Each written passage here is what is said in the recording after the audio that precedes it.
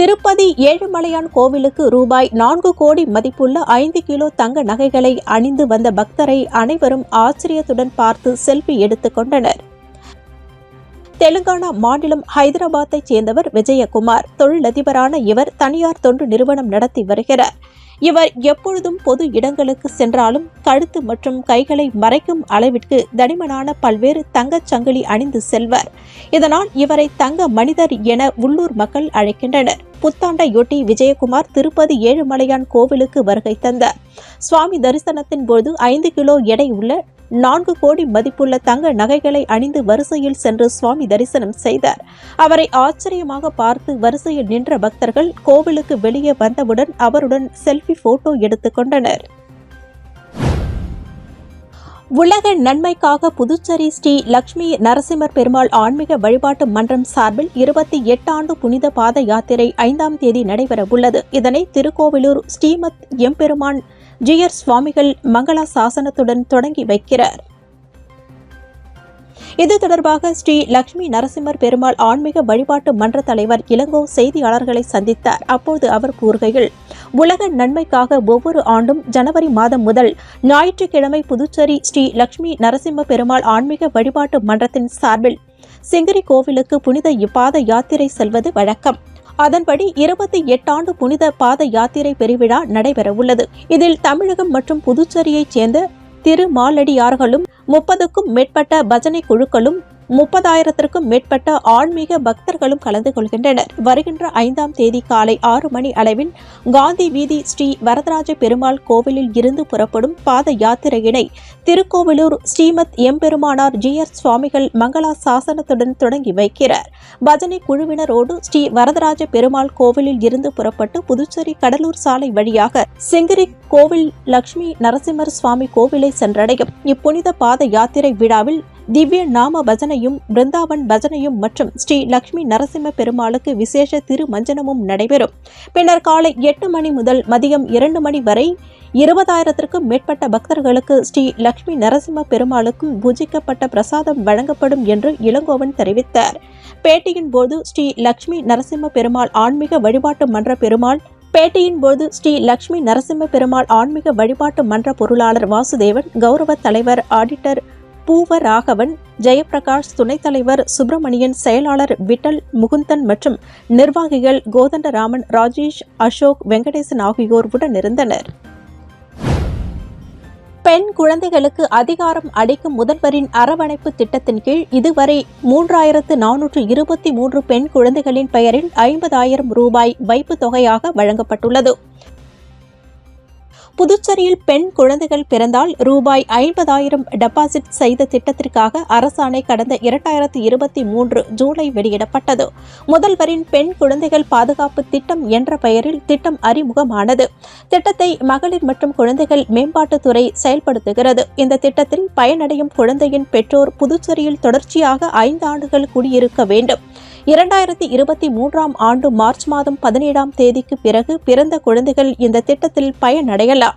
குழந்தையின் பெயரில் 50,000 ரூபாய் வங்கி அல்லது அஞ்சல் நிலையத்தில் டெபாசிட் செய்யப்படும். 21 ஆண்டுகள் கழித்து பணம் வழங்கப்படும். அதனை அடுத்து கடந்த 2023இல் இத்திட்டம் புதுச்சேரியில் அமலுக்கு வந்தது. இத்திட்டம் செயல்பாட்டு தொடர்பாக புதுச்சேரி அரசு தரப்பில் கூறுகையில், பெண் குழந்தைகளுக்கு அதிகாரம் அளிக்கும் முதல்வரின் அரவணைப்பு திட்டத்தின் கீழ் இதுவரை 3,423 பெண் குழந்தைகளின் பெயரில் 50,000 ரூபாய் வைப்பு தொகையாக வழங்கப்பட்டுள்ளது.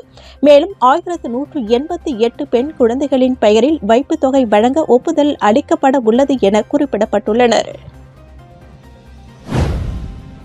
காரைக்காலில் மக்களை தேடி மாவட்ட ஆட்சியர் திட்டத்தின் கீழ் கிராமப்புற மக்களை நேரடியாக மாவட்ட ஆட்சியர் மணிகண்டன் சந்தித்து அவர்களோடு அமர்ந்து மதிய உணவு சாப்பிட்டார். காரைக்கால் மாவட்டத்தில் மாவட்ட நிர்வாகம் சார்பில் மாவட்ட ஆட்சியர் திட்டத்தின் கீழ் கிராமப்புற மக்களை சந்தித்து ஆட்சியர் மணிகண்டன் குறைகளை கேட்டறிந்து வருகிறார். அந்த வகையில் மாவட்ட ஆட்சியர் மணிகண்டன் நிரவை திருப்பட்டினம் தொகுதியில் உள்ள நெடுங்காடு கிராமத்தில் பொதுமக்களை சந்தித்த மாவட்ட ஆட்சியர் மணிகண்டன் அரசு அதிகாரிகளுடன் இணைந்து குறைகளை கேட்டறிந்தார். இதில் மக்கள் தங்களது பகுதியில் புதிய சாலை அமைக்க வேண்டும், சாலையில் மின் விளக்கு அமைக்க வேண்டும், கால்வாய்களை சுத்தம் செய்து கொசுக்களை அழிக்க நடவடிக்கை எடுக்க வேண்டும் உள்ளிட்ட பல்வேறு பிரச்சினைகளை புகாராக மாவட்ட ஆட்சியரிடம் மனு அளித்தனர். அதற்கு மாவட்ட ஆட்சியர் உரிய நடவடிக்கை எடுப்பதாக உறுதியளித்தார். இதை அடுத்து குறைதீர்ப்பு முகாமிற்கு வருகை தந்திருந்த பொதுமக்களுக்கு மாவட்ட நிர்வாகம் சார்பில் மதிய உணவு ஏற்பாடு செய்யப்பட்டிருந்தது. அப்பொழுது மாவட்ட ஆட்சியர் மணிகண்டன் மக்களோடு இணைந்து மதிய உணவை சாப்பிட்டார். இந்த நிலையில் மாவட்ட ஆட்சியர் பொதுமக்களோடு இணைந்து மதிய உணவை சாப்பிட்டதை கண்ட பொதுமக்கள் வியப்பாக பார்த்து சென்றனர். நிரந்தர கல்வி பதிவேடிற்கு ஜனவரி 20ஆம் தேதிக்குள் மாணவர்கள் பதிவேற்றம் செய்ய வேண்டும் என புதுவை கல்வித்துறை அறிவுறுத்தியுள்ளது. 2020ஆம் ஆண்டில் உருவாக்கப்பட்ட தேசிய கல்விக் கொள்கையின்படி மாணவர்களுக்கு 12 இலக்க எண் தானியங்கு நிரந்தர கல்வி பதிவேடு என்ற தனித்துவ அடையாளத்தை உருவாக்க அறிவுறுத்தப்பட்டுள்ளது. இதன்படி மாணவர்களின் கற்றலில் ஏற்படும் முன்னேற்றத்தை கண்காணிக்கவும் அவர்களது கல்வியை திறம்பட நிர்வகிக்கவும் இது உதவும். இதன் மூலம் மாணவர்கள் தங்களின் கல்வி பதிவுகளை எங்கிருந்தும் எந்த நேரத்திலும் உயர்கல்விக்கு விண்ணப்பிக்கும் போது பெறலாம். இந்த அமைப்பு மாணவர்களின் கல்வி பதிவுகளுக்கு புதுப்பிப்புகளை வழங்கும். இந்த டிஜி லாக்கர் ஒருங்கிணைப்பு மூலம் பல்வேறு கல்வி நிறுவனங்களில் பெற்ற படிப்புகள், கிரேடுகள், சான்றிதழ்கள் மற்றும் சாதனைகள் உட்பட ஒவ்வொரு மாணவரின் கல்வி வரலாற்றின் விரிவான மற்றும் நிரந்தரமான பதிவாக இது இருக்கும்.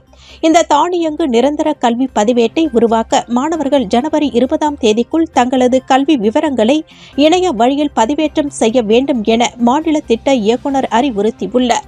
இதை வட்டார அளவிலான கல்வி அதிகாரிகள் உறுதி செய்ய வேண்டும் எனவும் பள்ளிகளுக்கு அனுப்பியுள்ள குறிப்பாணையில் அவர் தெரிவித்துள்ளார்.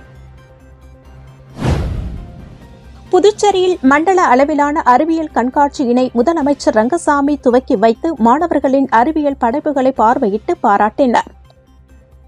புதுச்சேரி அரசு பள்ளிக்கல்வி இயக்ககம் மண்டல அளவிலான அறிவியல் கண்காட்சி ஏம்பலத்தில் உள்ள BM ஸ்ரீ மறைமலை அடிகள் அரசு மேல்நிலைப் பள்ளியில் துவங்கியது.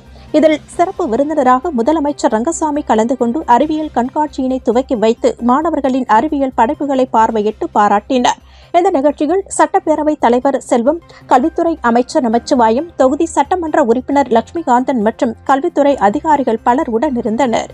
இந்த அறிவியல் கண்காட்சியில் அரசு பள்ளிகள் சார்பில் 230 படைப்புகளும், தனியார் பள்ளிகள் சார்பில் 153 படைப்புகளும் என மொத்தம் 383 அறிவியல் படைப்புகள் கண்காட்சியில் இடம்பெற்றிருந்தன. மாணவர்களுக்கு அறிவியல் ஆர்வத்தை ஊக்குவிக்கவும் அவர்களின் படைப்பாற்றலை வெளிக்கொண்டு வரும் வகையில் இதுபோன்ற கண்காட்சிகள் நடத்தப்படுவதாக பள்ளிக் கல்வித்துறை சார்பில் தெரிவிக்கப்பட்டுள்ளது. புதுச்சேரி ஜிப்மர் இயக்குநராக மூத்த பேராசிரியர் கௌதம் ராய் நியமிக்கப்பட்டுள்ளார். ஜிப்மர் நிர்வாகம் புதன்கிழமை வெளியிட்டுள்ள செய்திக்குறிப்பில் ஜிப்மர் இயக்குநராக பணியாற்றிய டாக்டர் ராகேஷ் அகர்வாலின் பணிக்காலம் டிசம்பர் 31ஆம் தேதியுடன் முடிவடைந்தது. இந்நிலையில் மத்திய அரசின் சுகாதாரம் மற்றும் குடும்பநல அமைச்சகத்தின் உத்தரவின்படி நிரந்தர இயக்குநர் நியமிக்கப்படும் வரையில் மூத்த பேராசிரியர் டாக்டர் கௌதம் ராய் ஜிப்மரின் இயக்குநராக செயல்படுவார் என குறிப்பிடப்பட்டுள்ளது.